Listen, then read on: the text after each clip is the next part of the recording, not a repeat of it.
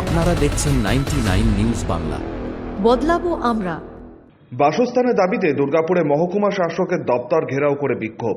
Damodar valley কর্পোরেশনের জমির ওপর দীর্ঘদিন ধরে বসবাসকারী বস্তিবাসীদের উচ্ছেদের নোটিশ দিয়েছে দামোদর ভ্যালি কর্পোরেশন।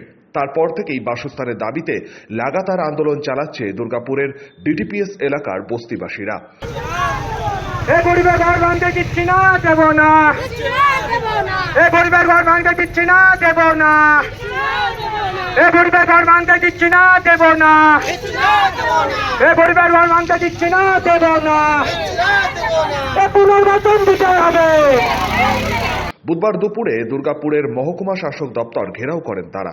তাদের দাবি, বিকল্প ব্যবস্থা করতে হবে, রাজ্য সরকারের প্রকল্পের মাধ্যমে বাড়ি দিতে হবে। আমাদের দাবি, আমাদের যাতে পুনর্বাসন দেওয়া হয়।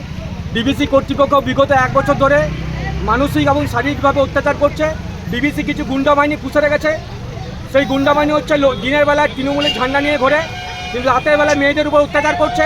রাতের বেলায় গরিবকে ঘর ভেঙে দেওয়ার চমকাচ্ছে, ধমকাচ্ছে এবং তারা শাসানি দিচ্ছে যে মেয়েদেরকে যেমন চুমটঙ্কুকে বলছে রেপ করে মার্ডার করে তাপসী মল্লিকের মতো পুড়িয়ে দেবো, এবং দিনের পর দিন ডিবিসিকে উস্কানিমূলক ষড়যন্ত্র করছে ওদের সঙ্গে মিশে, আর বলছে যে আমাদের ঘরগুলো ভেঙে দেবে।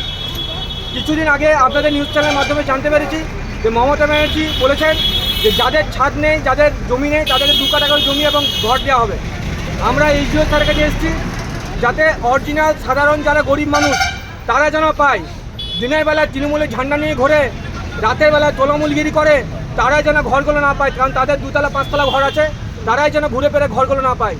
যেটা সাধারণ গরিব মানুষ, যেটা অরিজিনাল মানুষ, যাদের সত্যি সত্যি মমতা ব্যানার্জিকে জিতিয়ে আসছে এত বছর ধরে, যারা সত্যি সত্যি ঘর দুয়ার নেই, যাদের জমি নেই, তাদেরকে যেন দেওয়া হয়। এবং আমাদের ওখানে ডিবিসি বারে বলছে লাইন কেটে দেবো, লাইন কেটেও দিচ্ছে। আমাদের যেন লাইনের ব্যবস্থা এইচডিও স্যার করে দেন। দুর্গাপুর থেকে সনাতন গড়ার রিপোর্ট, 99 নিউজ বাংলা।